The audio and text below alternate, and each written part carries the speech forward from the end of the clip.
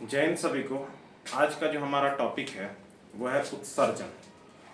उत्सर्जन हम लोग प्लांट में भी पढ़ेंगे और उत्सर्जन हम लोग एनिमल में भी पढ़ेंगे। जैसा कि हम लोग जानते हैं कि जो एनिमल का जो उत्सर्जन है वो ज़्यादा कॉम्प्लिकेटेड है प्लांट के तुलना में।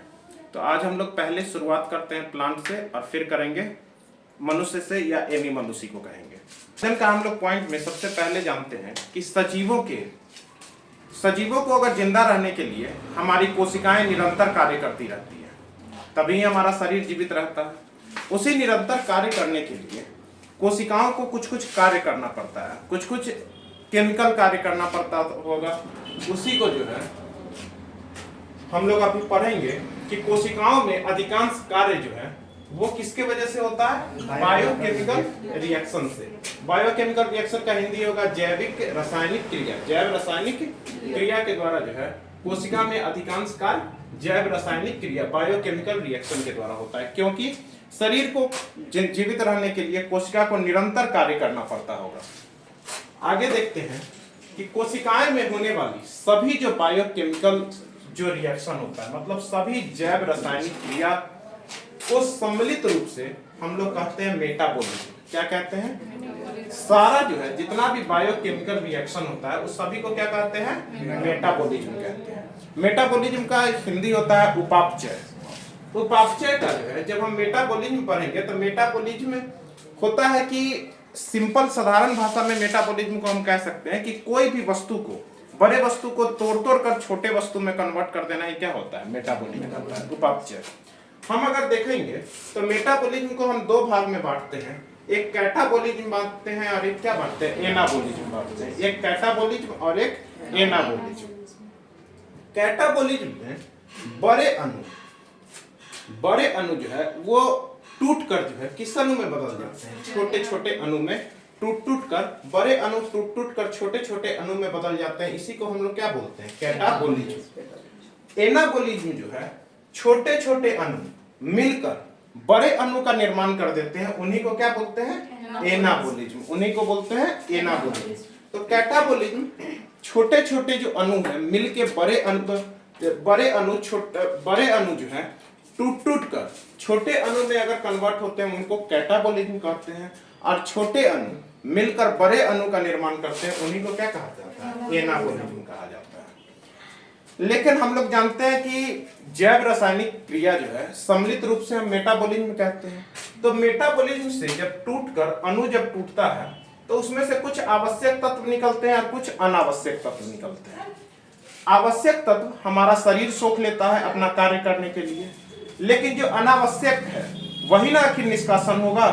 वही जो अनावश्यक तत्व जो निष्कासन होता है उसी को हम लोग क्या कहते हैं? उत्सर्जन कहते हैं। उसी को हम लोग उत्सर्जन कहते हैं। तो अनावश्यक पदार्थ जो हमारे शरीर में है उसी को निष्कासन करने में ही क्या कहा जाता है? उत्सर्जन कहते हैं।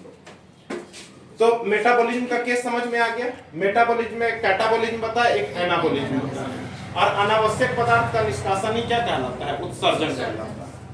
शरीर के कोशिकाओं में उत्सर्जन हमेशा जलीय माध्यम से होता है। हम लोग जानते हैं कि हमारा शरीर में जो है लगभग अधिकांश भाग जल से बना हुआ है। तो हमारे बॉडी में जो है जल की ही मात्रा में हम उत्सर्जन भी करते हैं। तो अगर हमारी बॉडी में थोड़ा भी अगर जल की मात्रा कम होगी तो हमारे शरीर के लिए हानिकारक होती है कि नहीं होती है? तो अगर और उत्सर्जन भी हम लोग पानी ही करते हैं तो एक ऐसा वहां पे एक आदमी को बैठना चाहिए ना जो पानी को जो है ज्यादा ना निष्कासन ही करे और पानी को ज्यादा स्टोर भी ना करे। ठीक है। तो सजीवों के जिन प्रक्रिया से जल का संतुलन हमारे शरीर में किया जाता है उसी को हम लोग कहते हैं ऑस्मो रेगुलेशन। क्या कहते हैं? Osmo regulation.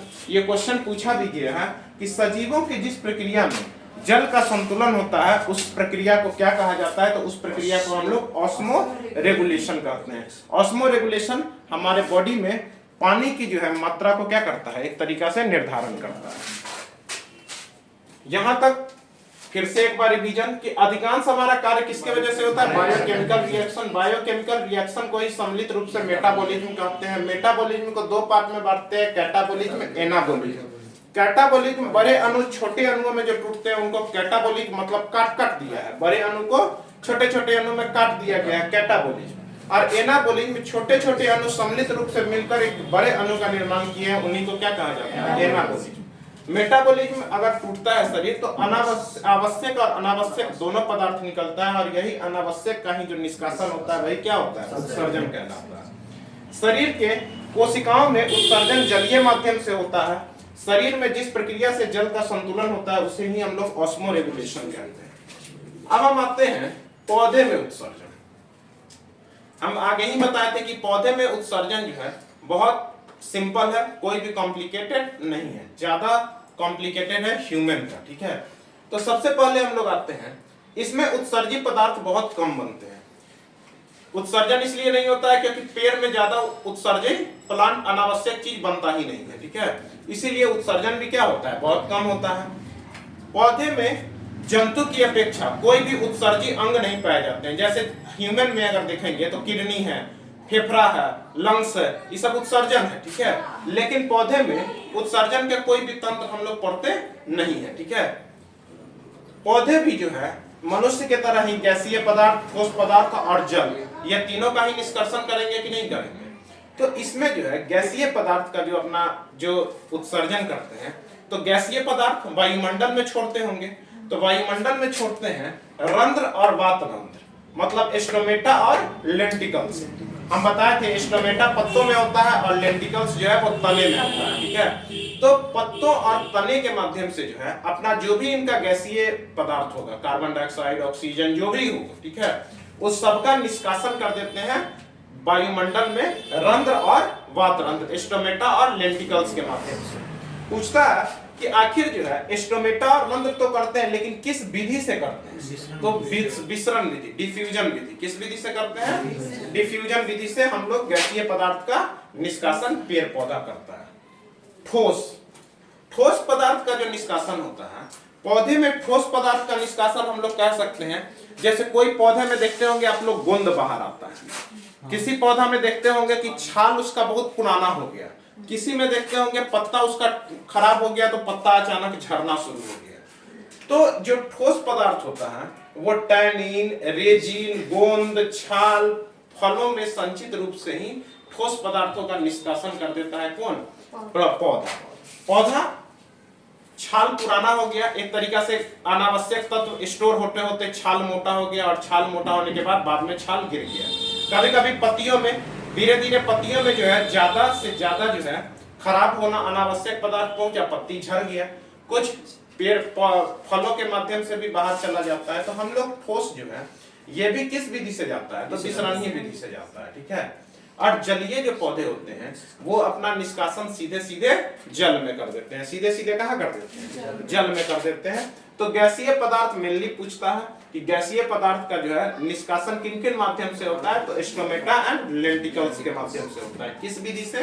तो हमारा विसरण विधि से। ठोस में सारा चीज समझ गए, और जल में सीधे जल में ही निष्कासन हो जाता है। पौधे में जंतुओं द्वारा वास्तविक उत्सर्जन नहीं होता है। पौधे में जो है जंतु के द्वारा हम लोग ऐसा कहीं देखे हैं कि इसका उत्सर्जन कहीं हम लोग को दिखता है? नहीं दिखता है। तो वास्तविक उत्सर्जन नहीं होता है। कुछ पौधे में जो है, पौधे जो अपना अनावश्यक पदार्थ को छोड़ते हैं, वो पौधे के लिए, वो अनावश्यक पदार्थ पौधे के लिए हानिकारक बिल्कुल नहीं होते हैं, ठीक है। मान लीजिए जो पौधे अपना उत्सर्जन में कोई चीज बाहर निकाल रहे हैं तो वो पौधे के लिए हानिकारक नहीं होता है, ठीक है।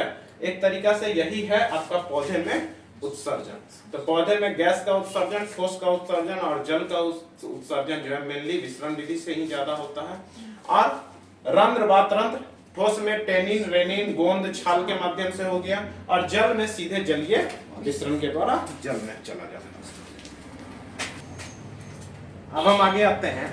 आगे का जो टॉपिक है वो है हमारा जंतु में उत्सर्जन। आखिर जंतु में उत्सर्जन किस प्रकार से होता है? प्लांट में तो उत्सर्जन आप लोग पढ़ लिए। जंतु में जो उत्सर्जन हम लोग जो पढ़ेंगे, वो जंतु में उत्सर्जन मुख्यतः नाइट्रोजन का होता है। किसका होता है? नाइट्रोजन का होता है। और नाइट्रोजन में भी हम लोग देखेंगे कि नाइट्रोजन का जो पदार्थ होता है वो होता है आपका अमोनिया, यूरिया और यूरिक अम्ल में होता है। अमोनिया, यूरिया और यूरिक अम्ल में होता है। जो नाइट्रोजन में सबसे जो ज्यादा हानिकारक होता है वो फॉर्म होता है आपका अमोनिया। अमोनिया इसलिए हानिकारक होता है ना क्योंकि ये अमीनो अम्ल और न्यूक्लिक अम्ल, अमीनो अम्ल और न्यूक्लिक अम्ल के ऑक्सीकरण से कौन किसका निर्माण होता है? अमोनिया का निर्माण होता है। एक तरीका से अमोनिया एक जहरीली भी हम नाइट्रोजन गैस मान सकते हैं, ठीक है। उतना आपका जहरीली यूरिया और यूरिक अम्ल नहीं है जितना क्या है? अमोनिया है। तो आपको मुख्यतः जंतु में नाइट्रोजन का ही होता है, और नाइट्रोजन का ही जो रूप है वो अमोनिया, यूरिया और यूरिक अम्ल है, जिसमें सबसे जो ज्यादा हानिकारक है वो आपका अमोनिया है, ठीक है। पूछता है अमोनिया किस किस से बना हुआ है, तो अमीनो अम्ल और न्यूक्लिक अम्ल। अमोनिया है तो नाम ही से लग रहा है अमीनो, और एक याद रखिएगा न्यूक्लिक अम्ल के ऑक्सीकरण से जो है निर्माण होता है किसका? अमोनिया का, ठीक है। जंतु में जो हमारा उत्सर्जन होता है, तो जंतु के उत्सर्जन को मुख्यतः हम 3 भाग में हम देखते हैं। जंतु के उत्सर्जन को हम लोग मुख्यतः कितने भाग में देखते हैं? 3 भाग में देखते हैं। एक आता है एमिनोटेलिक, एक क्या आता है? एमिनोटेलिक, एक आता है यूरियोटेलिक, और एक आता है यूरिकोटेलिक। यूरियोटेलिक और यूरिकोटेलिक, यूरियोटेलिक और यूरिकोटेलिक। एमिनोटेलिक नाम से ही लग रहा है कि अमोनिया का ये उत्सर्जन करेगा। ये उत्सर्जन किसका करेगा? अमोनिया का। एमिनोटेलिक का नाम ही से लग रहा है अमोनिया का उत्सर्जन करेगा। यूरियोटेलिक का नाम से लग रहा है यूरिया का करेगा। और यूरिकोटेलिक, यूरिकोटेलिक यूरिक अम्ल का करेगा। यूरिकोटेलिक किसका करेगा? तो अगर हम देखें एमिनोटेलिक अमोनिया का, यूरियोटेलिक यूरिया का, और यूरिकोटेलिक यूरिक अम्ल का करते हैं। अब हम अगर देखें एग्जाम्पल में, एग्जाम्पल के माध्यम से अगर हम समझें, तो हमारा प्रोटिस्टा वर्ग, प्रोटिस्टा वर्ग वैसा वर्ग को कहते हैं जिसको हम अपनी नंगी आंखों से नहीं देख सकते हैं, उसको हम लोग कहते हैं क्या? प्रोटिस्टा वर्ग। तो हम पूछेंगे कि बैक्टीरिया, वायरस, प्रोटोजोआ, ये सब आपका प्रोटिस्टा जगत का आएगा कि नहीं आएगा? अब प्रोटिस्टा जगत हम पूछेंगे कि बैक्टीरिया जो है अपना उत्सर्जन क्या करता है, तो अमोनिया करता है। वायरस क्या करता है? अमोनिया करता है। प्रोटोजोआ क्या करता है? अमोनिया करता है। तो जितने भी हम नग्न आंखों से जिसको हम नहीं देख सकते हैं वो किसका करेगा? अमोनिया का करेगा। तो हमारा प्रोटिस्टा वर्ग किसका करता है? अमोनिया का करता है। पोरीफेरा, पोरीफेरा जो है हमारा जलीय जीव होता है, जो जलीय में छिद्र छिद्र जिसके अंग में रहता है, जिसको हम लोग स्पॉन्ज कहते हैं, ठीक है।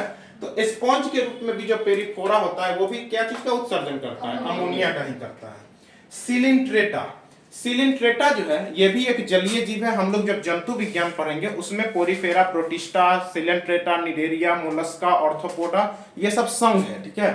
तो अभी के लिए जानिए कि प्रोटिस्टा, पोरीफेरा, सिलिंट्रेटा और मेढक के टेडपोल के लार्वा, मेढक का जो बच्चा होता है टेडपोल कहा जाता है ना, उसका जो छोटा छोटा जो लार्वा होता है वो लार्वा जो है वो किसका उत्सर्जन करता है? अमोनिया का ही करता है। आप पूछेंगे कि मछली, मछली भी किसकी करती है? अमोनिया की उत्सर्जन करती है। तो एमिनोटेलिक में ये सब आया कि नहीं आया? तो एमिनोटेलिक में हम एक तरीका का प्रोटिस्टा मान सकते हैं, पोरीफेरा मान सकते हैं, मछली मान सकते हैं, मेढक का टेडपोल का लार्वा मान सकते हैं। ये सब जो है ये सब किस में आया? एमिनोटेलिक में आया। ये सब किस में आया? एमिनोटेलिक में आया। यहां तक किसी प्रकार का कोई दिक्कत परेशानी? आगे आते हैं। आगे हमारा जो है यूरियोटेलिक है। क्या है? नाम ही से लग रहा है यूरिया का ये कर रहा है, यूरोटेलिक मतलब यूरिया का कर रहा है। और हम लोग जानते हैं कि मनुष्य के जो उत्सर्जन मार्ग में मतलब मूत्र में क्या रहता है? यूरिया रहता है कि नहीं रहता है? तो आपका जो है मनुष्य में क्या, मनुष्य आपका यूरियोटेलिक होगा कि नहीं होगा? होगा कि नहीं? उत्सर्जन यूरिया का करता है। तो मनुष्य क्या है? स्तनधारी है कि नहीं है? तो स्तनधारी वर्ग किस में जाएगा? यूरियोटेलिक में जाएगा। किस में जाएगा? यूरियोटेलिक में जाएगा। कोई दिक्कत है? अब तीसरा जो है ये यूरिकोटेलिक है। क्या है? यूरिकोटेलिक। नामे से लग रहा है वो था यूरोटेलिक, सिंपल यूरो, और ये है यूरिकोटेलिक। यूरिकोटेलिक तो ये यूरिया अम्ल निकालेगा। ये कैसा निकालेगा? यूरिक अम्ल निकालेगा। ये उतना उत्सर्जन किससे करेगा? यूरिक अम्ल से। इसका जो एग्जांपल होगा वो स्थलीय कीट होगा, पक्षी होगा, सरीसृप होगा। सरीसृप में भी एक चीज याद रखिएगा, इसमें मेढक जाएगा। इसमें क्या जाएगा? लेकिन मेढक का लार्वा किस में जाएगा? एमिनोटेलिक। किस में जाएगा? तो मेढक जो है जाएगा आपका यूरिकोटेलिक, और एमिनोटेलिक में मेढक का लार्वा जाएगा।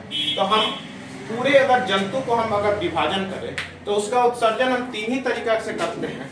एमिनियोटेलिक, यूरियोटेलिक और यूरिकोटेलिक। एमिनोटेलिक अमोनिया का निकालेगा, यूरियोटेलिक यूरिया का निकालेगा और यूरिकोटेलिक यूरिक अम्ल का निकालेगा। एग्जाम्पल बिल्कुल आंख बंद करके होना चाहिए कि प्रोटिस्टा, पोरिफेरा, सिलेंट्रेटा, मेढक का लार्वा, मछली, ये सब किसका जाएगा? एमिनो एसिड का।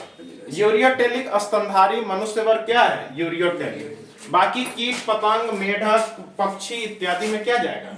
यूरिकोटेलिक। तो यहां तक हम लोग एमिनोटेलिक, यूरियोटेलिक और यूरिकोटेलिक में किसी प्रकार का दिक्कत नहीं होना चाहिए, ये याद हो जाना चाहिए। ठीक है, अब हम आते हैं कुछ उत्सर्जी पदार्थ को छोड़कर कुछ और भी उत्सर्जन करते हैं, जैसे आर्निथियन और गुआनिन। आर्निथियन और गुआनिन भी जो है एक प्रकार का उत्सर्जी पदार्थ है। एक प्रकार का क्या है? उत्सर्जी पदार्थ है। ये दरोगा में पूछा है कि आर्थिनीन कौन उत्सर्जन करता है? तो आर्थिनीन जो है वो पक्षी उत्सर्जन करता है। कौन करता है? पक्षी। और गुआनिन हमारा क्या करता है? मकड़ी। मकड़ी की जो जाल जो बुनती है वो किससे बुनाता है? गुआनिन से। कैसे बुनाता है? ये सब एक तरीका का प्रोटीन है। ये क्या है? एक तरीका का प्रोटीन है। तो आर्निथियन जो है वो पक्षी में आता है और गुआनिन किस में आता है? मकड़ी में आता है, मकड़ी के जाल का बुनने में। तो गुआनिन कौन उत्सर्जन करता है? मकड़ी। और आर्निथियन कौन उत्सर्जन करता है? पक्षी पर उत्सर्जन करता है। अब हम लोग कुछ उत्सर्जी अंग पढ़ेंगे। फिर जीवों में किस किस प्रकार में कौन कौन उसमें आती है जो हमारा क्या करता है? उत्सर्जी अंग। जैसे एग्जाम में बहुत बार पूछा है आपका ऑर्थोपोडा का, मोलस्का का, ये सब का आपका बार बार पूछता है कि इसका उत्सर्जी अंग आखिर कौन है। तो सबसे पहले हम लोग आते हैं प्रोटोजोआ, पोरिफेरा और सिलेंट्रेटा।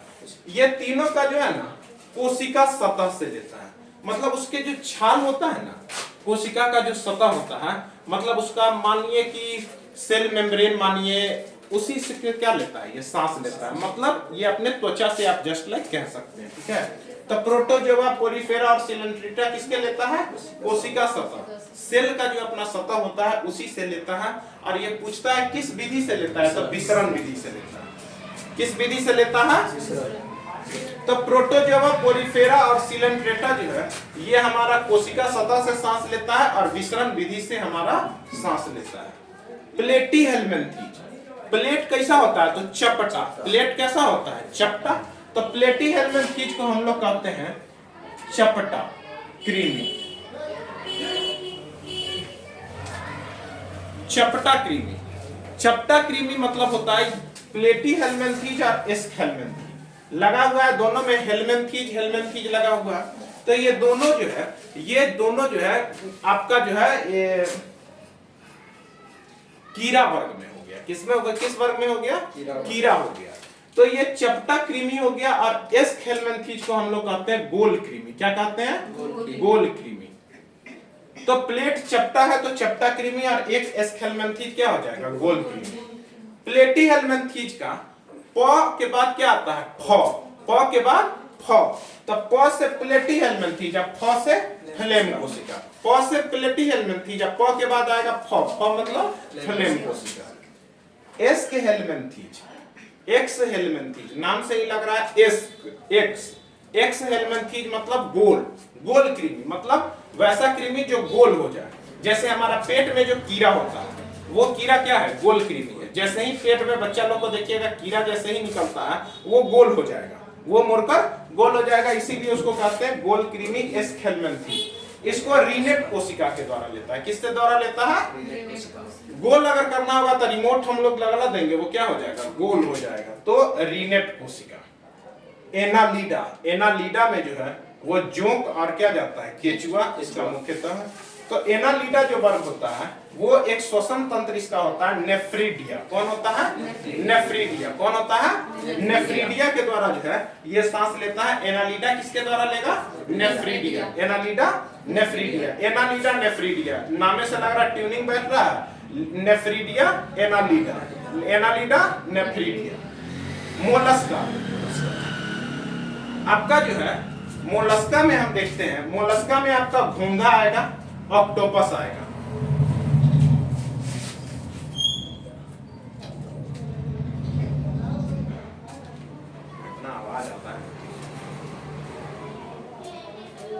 हम लोग देखेंगे कि घोंघा और क्या आता है, ऑक्टोपस आता है। ये दोनों जो सांस लेता है ये भी आपका जो है एनालिडा और मोलस्का के तरह ही ये भी नेफ्रिडिया से लेगा, लेकिन इसमें किडनी भी आता है और एक अंग आता है केबर अंग। क्या आता है? गोबर अंग नहीं, केबर अंग, ठीक है। तो मोलस्का में क्या है? केबर, नेफ्रिडिया या ब्रिक किडनी, ये तीनों के द्वारा उत्सर्जन करता है। Echinodermata, starfish. इकाइनोडर्मेटा का क्या आता है? स्टारफिश। हम लोग जानते हैं कि इसमें से बहुत बार क्वेश्चन पूछता है इनमें से कौन मछली नहीं है, तो जिस फिश के आगे कुछ लग गया वो समझिएगा मछली नहीं है। जैसे डॉग फिश, स्टार फिश, ये सब मछली के श्रेणी में नहीं आता है, ठीक है। तो स्टार फिश जो है ये भी मछली नहीं होगा, तो ये किस श्रेणी में जाता है? इकाइनोडर्मेटा। इसमें आपका श्वसन वक्ष होता है और साथ में ट्यूब फुट। क्या आता है? ट्यूब फुट के माध्यम से लेता है। ट्यूब फुट के माध्यम से आपका क्या लेता है? आपका इकाइनोडर्मेटा उत्सर्जन आपका करता है। ऑर्थोपोडा, मोस्ट इंपोर्टेंट, बहुत बार क्वेश्चन पूछा है। ऑर्थोपोडा जो है वो मल्पीजियन नली से लेता है। किस द्वारा से लेता है? मल्पीजियन। ऑर्थोपोडा में ही पक्षी वर्ग आता है ना, कीट वर्ग जो आता है वो क्या है? ऑर्थोपोडा में आता है। और ये किसके द्वारा सांस उत्सर्जन करता है? तो मालपीजियन नली। किसके द्वारा? मालपीजियन नली। कार्डेटा में हमारा मनुष्य जाता है। कार्डेटा में क्या जाता है? मनुष्य जाता है। और मनुष्य सांस उत्सर्जन अपना किसके द्वारा करता है? किडनी से करता है। मनुष्य अपना उत्सर्जन किसके द्वारा करता है? किडनी के द्वारा करता है। ऑर्थोपोडा किसके द्वारा करता है? मालपीजियन। ऑर्थोपोडा किसके द्वारा करता है? मालपीजियन। ऑर्थोपोडा। एक आता है ना सोलोनोसाइट,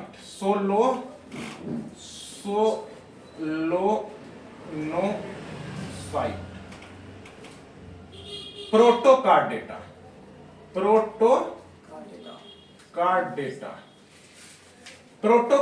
जो है वो आपका किससे सांस लेता है? सोलोनोसाइट से। आपका जो है कार्डेटा वर्ग में पढ़िएगा तो कार्डेटा वर्ग में 3 कार्डेटा आता है। एक प्रोटोकार्डेटा आता है और उसी में एक कार्डेटा आता है और एक और आता है। 3 प्रकार आता है। तो प्रोटोकार्डेटा वैसा स्तनधारी जो अंडा देता है। वैसा स्तनधारी क्या?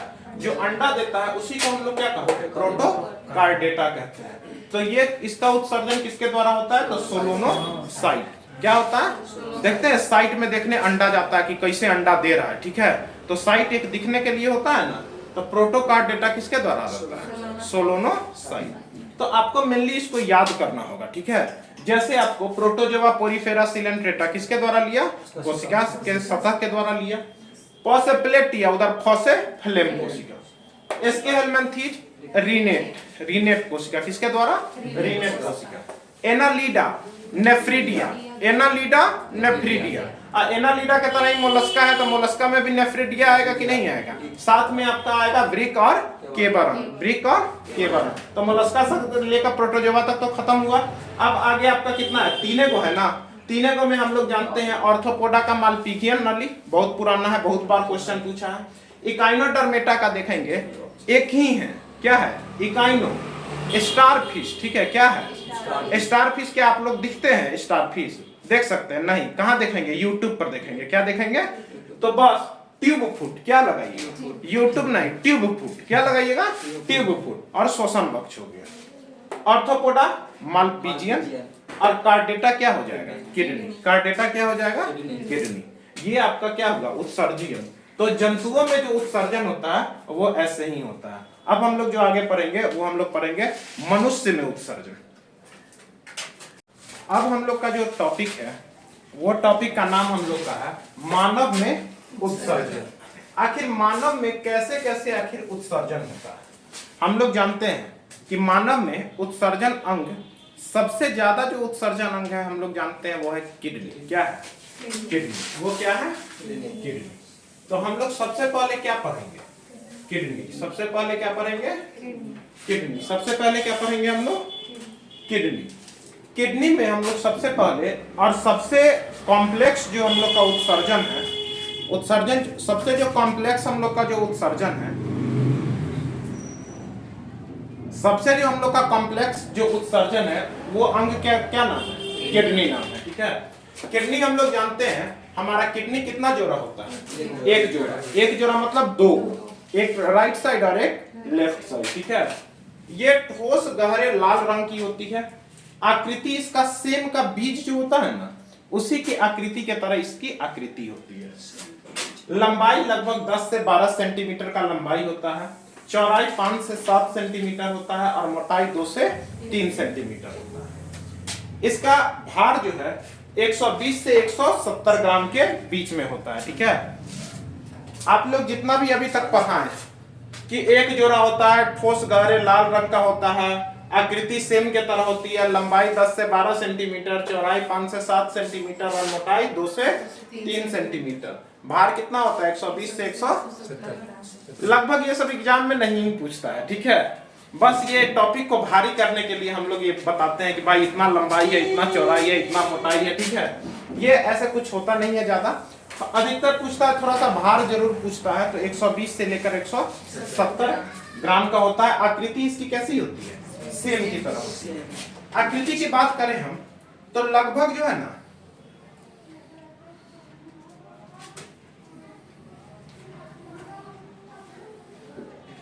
लगभग ऐसी ही होती है आकृति। सेम का बीज लगभग ऐसा ही है। थोड़ा फिगर मेरा खराब है, इसीलिए आप लोग समझ जाइएगा भावना को। ये क्या है? हमारा किडनी है। क्या है? किडनी में अब हम लोग देखते हैं, किडनी में सबसे पहले पूछेगा ना किडनी का पार्ट क्या है, ठीक है। और किडनी में जो है सबसे पहले देखेंगे कि किडनी को एगो सुरक्षा प्रदान करती है। क्या करती है? किडनी के बाहर क्या करती है? एक सुरक्षा प्रदान करती है। जैसे हम लोग पढ़े होंगे कि हृदय को सुरक्षा करता है, पेरिकार्डियम फ्लूइड करता है। उसी तरह जो है हमारा किडनी का भी एक सुरक्षा दीवार है, जिसको हम लोग कैप्सूल कहते हैं। जिसको हम लोग क्या कहते हैं? कैप्सूल। जिसको हम लोग क्या कहते हैं? कैप्सूल कहते हैं। जिसको हम लोग क्या कहते हैं? कैप्सूल कहते हैं। जिसको हम लोग क्या कहते हैं? कैप्सूल कहते हैं। हम लोग जानते हैं कि इधर वाला होता है उत्तल और इधर वाला क्या होता है? अवतल। इधर वाला क्या होता है? अवतल होता है। उधर वाला क्या होता है? अवतल। इंग्लिश लिख दे। इंग्लिश इसका होता है कॉनकेव और इसका क्या होता है? कॉन्वेक्स। इसका क्या होता है? कॉन्वेक्स होता है। इसका क्या होता है? कॉन्वेक्स होता है, ठीक है। आगे अगर हम लोग देखेंगे तो इसका जो अंदर वाला पार्ट होता है, अंदर वाला, ठीक है, इसको हम लोग कहते हैं हाइलम। इसको क्या कहते हैं? हाइलम। अंदर वाला जो पार्ट होता है उसको हम लोग क्या कहते हैं? हाइलम कहते हैं। अंदर वाला पार्ट को हाइलम। और ये जो कीट के तरह जो अंदर जो धंसा हुआ है ना, इसको हम लोग कहते हैं पेल्विस। इसको क्या कहते हैं? पेल्विक। इसको क्या कहते हैं? पेल्विक। इसको क्या कहते हैं हम लोग? पेल्विक कहते हैं। इसको क्या कहते हैं? पेल्विस कहते हैं, ठीक है। तो किडनी के भीतर जो है आपका जो है अवतल और उत्तल, अवतल उत्तल होता है। जो आपका जो अंदर जो धंसा हुआ पार्ट को क्या कहा जाता है? हाइलम। और जो ये कीप मूल निमा जो आकार है उसको क्या कहा जाता है? पेल्विस कहा जाता है। यहाँ तक कोई दिक्कत है? अब हम लोग जानते हैं कि जो हमारा जो शरीर से जो रक्त ऊपर से नीचे जाता है तो वो धमनी के सहारे जाता है और नीचे से ऊपर क्या जाता है? सिरा के तरह जाता है, ठीक है। वेन एंड आर्टरी जिसको हम लोग कहते हैं। तो अगर जो है हम मान लीजिए कि एक यहाँ से खून आया और यहाँ जा रहा है कि नहीं? यहाँ से खून आया, इसमें चला गया। दो किडनी होता है ना, तो ये क्या है? धमनी है ना, ये तो धमनी है। जो ऊपर से जो आता है उसको क्या कहा जाता है? धमनी। धमनी में भी इसको कहा जाता है रीनल आर्टरीज। इसको क्या कहा जाता है? Renal artery. Renal arteries. इसको क्या कहा जाता है? Renal arteries. इसको क्या कहा जाता है? लगभग रीनल आर्टरीज, ठीक है। और ये ब्लड गया किडनी में, शुद्ध होने के लिए गया कि नहीं हुआ? शुद्ध होने के बाद यहां से ब्लड निकलता भी होगा। ब्लड यहां से निकलता भी होगा कि नहीं निकलता होगा? और ब्लड फिर से ऊपर जाता है कि नहीं जाता है? तो ऊपर जाता है तो इसको हम लोग सिरा कहते हैं कि नहीं कहते हैं? जो ऊपर जा रहा है तो इसको हम लोग रेनियल आर्टरीज कहेंगे। तो इसको हम लोग कहेंगे रेनियल वेन। रेनियल वेन। इसको क्या कहेंगे हम लोग? रेनियल वेन कहेंगे। इसको हम लोग क्या कहेंगे? रेनियल वेन कहेंगे, ठीक है। यहीं से जो है हमारा जो है देखते हैं हम लोग कि यहां से जो है ना ये होता है यूरेटर। ये क्या होता है? यूरेटर।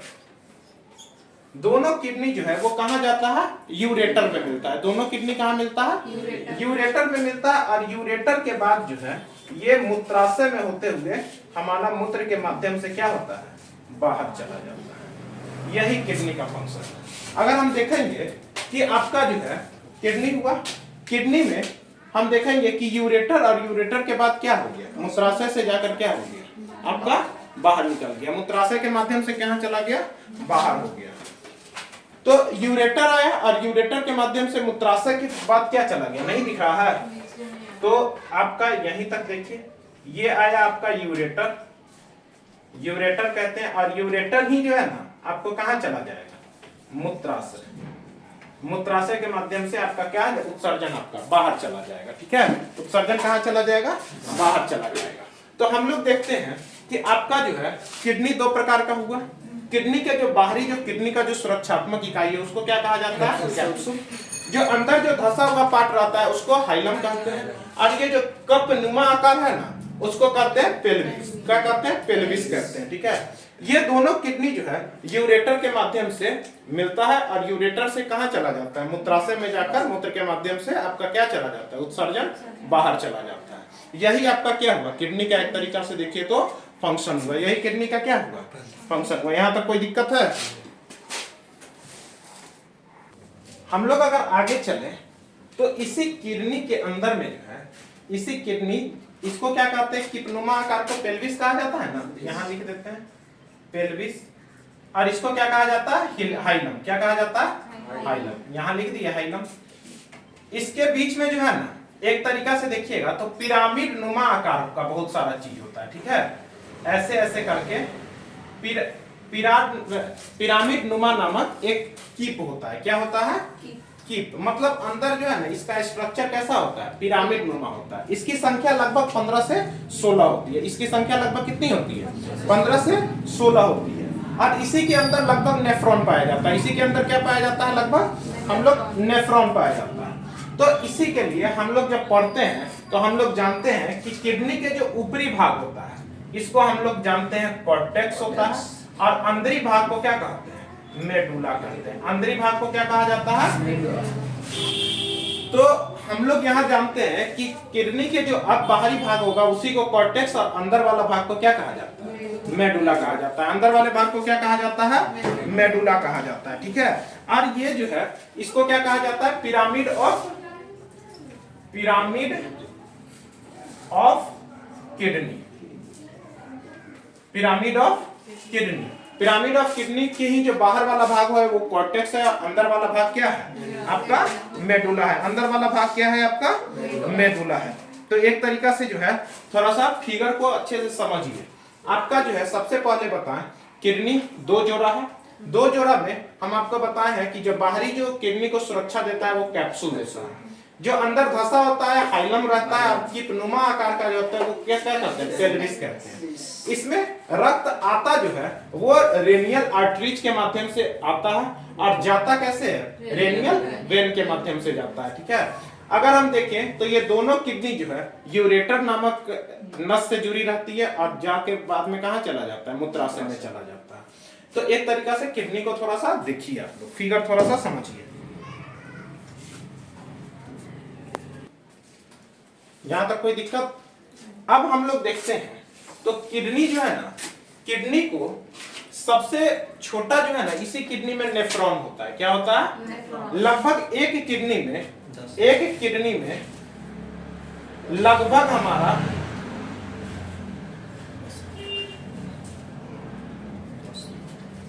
10 लाख नेफ्रॉन होता है। कितना होता है? 10 लाख नेफ्रॉन होता है। और लगभग जो है एक नेफ्रॉन का साइज जो है लगभग 3 से 3.5 मिलीमीटर के करीबन होता है। ठीक है, हम देखते हैं कि अगर हम नेफ्रॉन का चर्चा करते हैं तो नेफ्रॉन को हम 5 भाग में विभाजित करते हैं। कितना भाग में विभाजित करते हैं? 5 भाग में। आपका पहला भाग आता है, ये नेफ्रॉन का एक फोटो है। ये नेफ्रॉन का क्या है? फोटो है। फोटो में हम लोग देखते हैं एक कीपनुमा नामक संरचना है ना,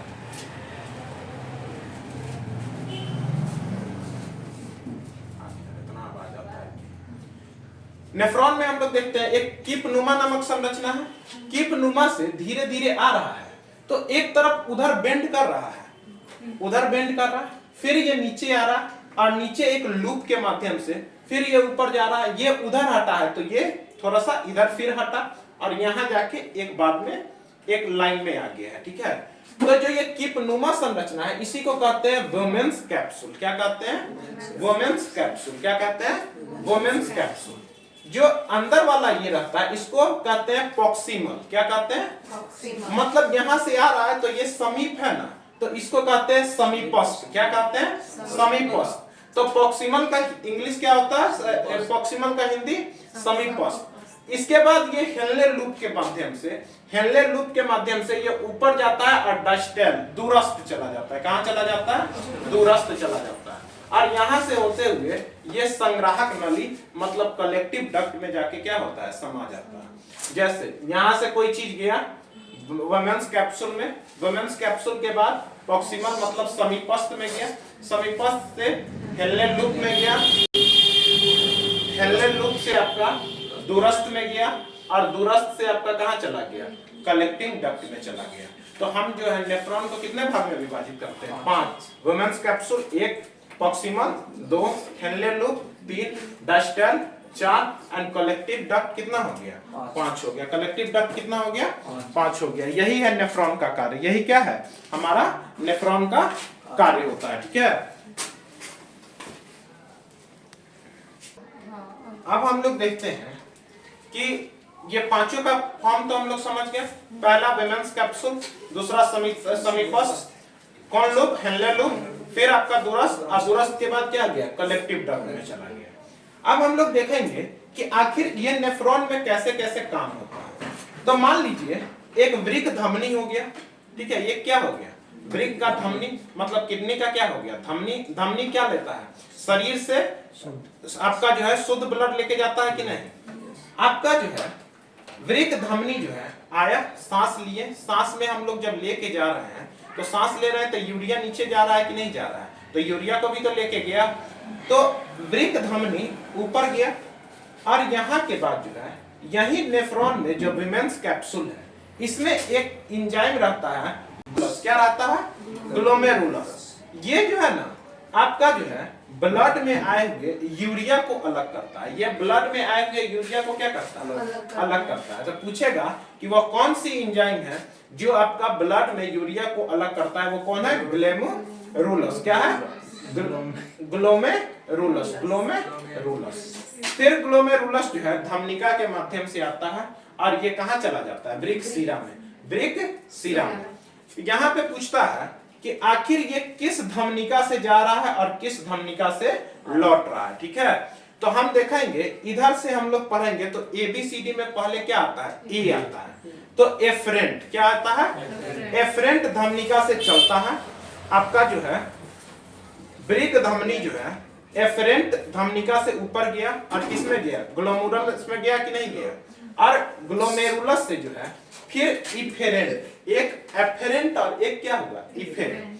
तो हम अगर देखें तो ग्लोमेरुलस, ग्लोमेरुलस का पहला सिरा जो है वो एफेरेंट से है और दूसरा सिरा जो है वो इफेरेंट से है। तो दो धमनिका से जुड़ा रहता है ग्लोमेरुलस, एक एफेरेंट धमनिका और एक इफेरेंट धमनिका।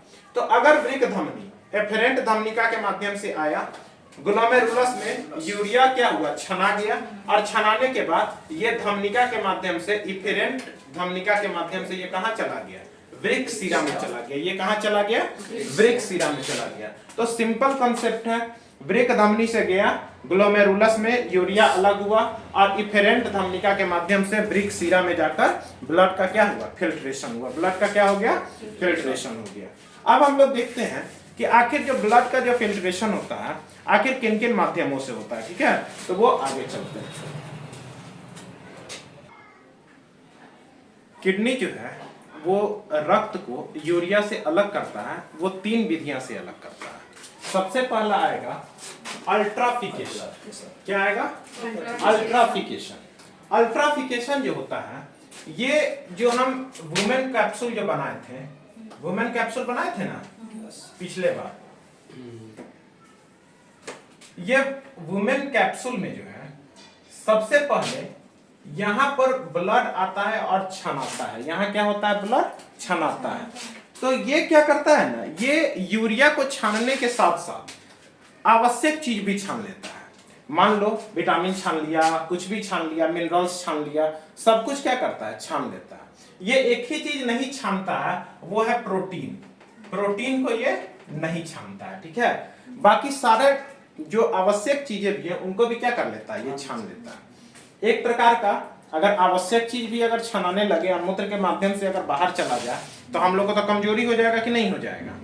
तो ये प्रोटीन को छोड़ के अल्ट्राफिकेशन सब चीज को छान लेता है। उसका अगर देखा जाए एक उपाय, तो लगभग जो है 1500 ml ब्लड जो है हमारे किडनी में आता है। कितना में आता है?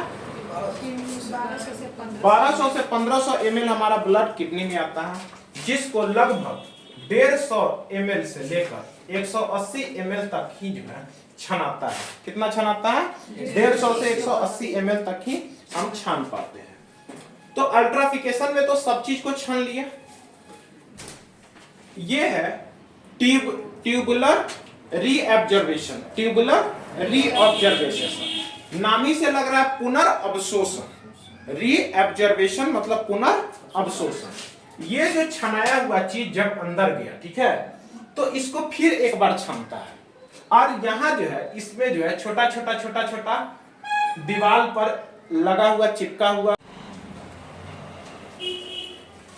फिर से हम लोग देखेंगे ट्यूबुलर रीअब्जॉर्प्शन मतलब फिर से क्या हुआ, उसका एब्जॉर्प्शन हो गया। एक आता है ट्यूबुलर सेक्रेशन मतलब ट्यूबुलर स्रवन। ट्यूबुलर स्रवन में हम लोग देखते हैं कि पहले तो सारा चीज छना गया, फिर कुछ चीज दोबारा छनाया और इसमें जो है ना बिल्कुल पानी के तरह हो जाता है, ठीक है। और मूत्र में कुछ एंजाइम का स्रवन होता है, जैसे इसमें हाइड्रोजन मिल जाता है, पोटासियम मिल जाता है और कुछ मिनरल्स इसमें आ जाते हैं और मूत्र के माध्यम से वो क्या चला जाते हैं? बाहर चले जाते हैं। इसी बार पे क्वेश्चन दरोगा का इससे पहले पूछा था कि मूत्र में हमारा क्या क्या चीज होता है, तो उसमें याद रखना हाइड्रोजन भी होता है, पोटेशियम भी होता है, साथ में जल भी होता है, यूरिया भी होता है और यूरिक अम्ल भी होता है, ठीक है। तो ट्यूबुलर में हाइड्रोजन और पोटेशियम आके मिल जाता है। आगे देखते हैं तो लगभग हमारा 1 मिनट में कितना ml होता है ब्लड किडनी में प्यूरिफाई करता है? 1 ml। कितना करता है? 1 ml। मूत्राशय में जो है वो मूत्र स्टोर होता है लगभग 250 से 300 ml को हम लोग क्या कर सकते हैं? स्टोर कर सकते हैं। लेकिन हमें जो है जब हमें मूत्र त्याग की इच्छा होती है वो कितना ml के बाद होती है? 150 ml के बाद होती है। कितना ml के बाद होती है? 150 ml के बाद होती है। लेकिन कभी कभी किन्हीं परिस्थिति में या क्लास चल रहा हो, देखते होगे कोई रोक के बैठता है, ठीक है, नहीं जाएंगे तो 150 में क्यों? क्योंकि स्टोरेज इसका कुल कितना में है? 250 से 300 है। और ज्यादा देर अगर टॉयलेट को रोकते हैं तो हमें किडनी पर क्या होता है? इफेक्ट होता है, ठीक है। मानव का मूत्र हमारा गंध युक्त जलीय तरल और पीला रंग का होता है। पीला रंग जो है हमेशा पूछता है किसके वजह से होता है? तो यूरोक्रोम के वजह से होता है। किसके वजह से होता है? यूरोक्रोम से वजह से होता है। स्वस्थ व्यक्ति जो है पूरे दिन भर में 1 से 1.5 लीटर क्या करता है? मूत्र त्याग करता है। मूत्र में अब हम देखेंगे तो मूत्र में 96% क्या होता है? जल होता है और 4% ठोस पदार्थ होता है। क्या होता है? ठोस पदार्थ। ठोस पदार्थ में 2% यूरिया होता है। 2% क्या होता है? और 2% यूरिक अम्ल, अमोनिया, क्रिटेनिन। क्या होता है? क्रिटेनिन और कुछ मिनरल्स मिलते हैं ये 2% में, ठीक है। तो हम देखेंगे तो मूत्र में 96% क्या होता है? जल होता है, 2% यूरिया होता है और 2% में यूरिक अम्ल, अमोनिया, क्रिटेनिन इत्यादि आते हैं, ठीक है। आगे देखेंगे तो हम लोग मूत्र का पीएच मान कितना होता है? 6 होता है, लगभग अम्लीय होता है। लगभग क्या होता है? रक्त में यूरिक अम्ल का मात्रा 2 से 3 मिलीग्राम 100 ml में कितना होता है? मात्र 2 से 3 मिलीग्राम यूरिक अम्ल होता है। और वो भी यूरिक अम्ल मूत्र से निकल जाता है 1.5 से 2 मिलीग्राम क्या होता है? मूत्र के द्वारा निकल जाता है। मतलब शरीर में यूरिक अम्ल कितना होता है? लगभग 2 से 3 मिलीग्राम, लेकिन मूत्र के माध्यम से लगभग 1.5 से 2 बाहर चला जाता है मिलीग्राम। एक आता है डाययूरेसिस और एक आता है ड्यूरेटिक, ठीक है। तो डाययूरेसिस जो है ना, डाययूरेसिस जो है वो होता है ना कि आपका मूत्र त्याग करने की मात्रा अचानक बढ़ जाए। किसी अस्वस्थ व्यक्ति को देखते होंगे, उसको थोड़ा ही देर पर टॉयलेट लगना शुरू होता है, ठीक है। तो उसी को कंडीशन को हम लोग क्या कहते हैं? डाययूरेसिस। क्या कहते हैं? डाययूरेसिस। और ड्यूरेटिक वह माध्यम, मतलब जिसके कारण उसका मूत्र ज्यादा बह रहा है, वो कारण को हम लोग क्या कहते हैं?